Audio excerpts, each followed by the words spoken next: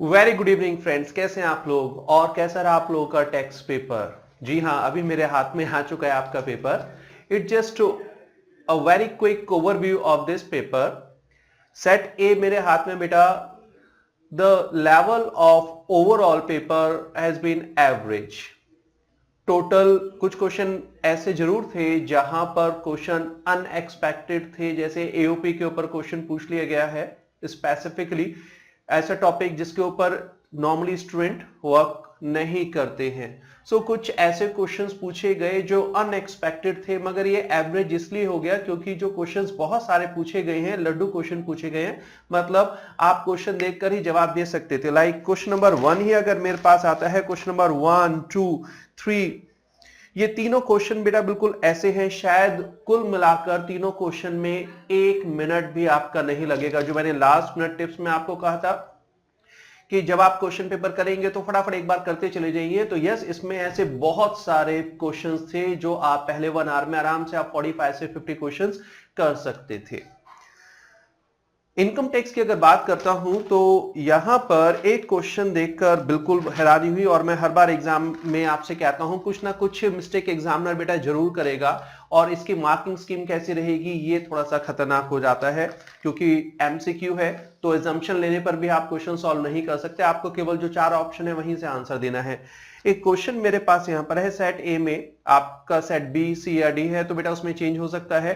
Varun incurred medical expenses of 12,000 towards cataract surgery of his mother aged 70 years. She also underwent a minor surgery for which he incurred an expenditure of 26,000. Deduction under section 80D. जी हाँ, information is given for 80DDB, और बेटा examiner ने आपसे जो question solve करवा लिया ये 80D में है। अब क्योंकि एग्जामिनर की रिक्वायरमेंट है कि आपको सेक्शन 80D में क्वेश्चन का आंसर देना है बेटा, इसमें से कोई भी ऑप्शन एप्लीकेबल नहीं होगा। Reason 80D is for medical insurance premium. हाँ, सुपर सीनियर सिटीजन के लिए अगर मेडिकल ट्रीटमेंट एक्सपेंडिचर किया गया है जिसके नाम पर कोई पॉलिसी नहीं है, तब 30,000 रुपए तक की रिडक्शन क्लेम कर सकते हैं 80D में। मगर यहां तो साफ साफ लिखा है that age of mother is 70 years. बेटा ये क्वेश्चन रॉन्ग है। अगर मैं 80D के हिसाब से कहूं, 80D के अकॉर्डिंगली यहां पर आंसर होगा नील। हां, अगर एग्जामिनर 80DDB लेकर आता तो फिर आप इस क्वेश्चन का आंसर दे सकते थे। आंसर क्या होगा अभी नहीं बता रहा हूं, पूरा डिटेल में हम लेक्चर डिस्कस करेंगे, ठीक है, पूरा डिटेल में चलेंगे।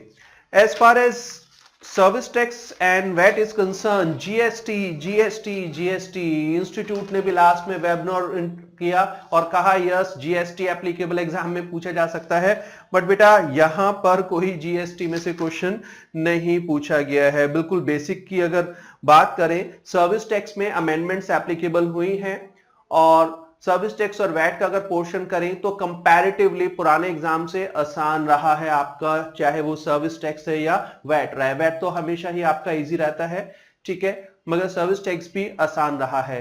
और एक छोटी सी चीज जो मैंने अपने सर्विस टैक्स अमेंडमेंट लेक्चर में कवर की थी, बहुत सारे स्टूडेंट के व्हाट्सएप मेल भी मेरे पास रेगुलर क्वारी आती थी, सर सर्विस टैक्स का रेट क्या होगा। मैंने बिल्कुल क्लियर आपसे कहा था बेटा, एग्जाम में आपके सीएस इंस्टीट्यूट ने जो सप्लीमेंट इशू किया था एग्जाम से पहले 2 महीने पहले, उसमें लिखा हुआ था दैट सर्विस टैक्स का रेट 15% होगा। और जब मैंने रिकॉर्डिंग की थी लेक्चर की तो मैंने आपसे कहा था कि लास्ट एग्जाम में 14.5% एप्लीकेबल था, मगर इंस्टीट्यूट ने 14% दिया, उसके अकॉर्डिंगली क्वेश्चन सॉल्व करना। और मैंने कहा था कि नॉर्मली एग्जामिनर क्वेश्चन का रेट आपको बेटा देगा सर्विस टैक्स को, और अगर नहीं देगा तो आप 15% लेंगे। तो देखिए यहां पर एक जो क्वेश्चन है, क्वेश्चन नंबर 73 सेट ए में एग्जामिनर ने बिल्कुल क्लियर कहा है the net service tax liability at 14% to the welfare association would be. Examiner ने रेट आपको दे दिया है 14%, और कोई मुझे क्वेश्चन नजर नहीं आया है इसमें जिसमें सर्विस टैक्स रेट की रिक्वायरमेंट हो। तो ये चीज का हमेशा ध्यान रखिएगा, अगर आपको कोई गाइडेंस दी जाती है तो बेटा बिल्कुल वो फैकल्टी की तरफ से आपको यूजफुल रहेगा। सॉल्यूशन मैं दे सकता हूं बट अभी नहीं दे रहा हूं, क्योंकि अभी आपके मोड 1 के बेटा 2 पेपर रहते हैं।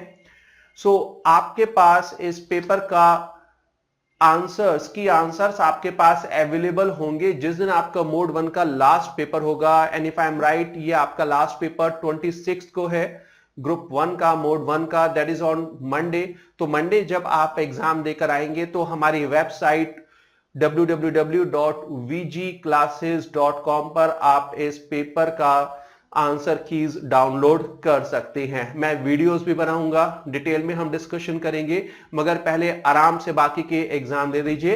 And for remaining examination, all the best.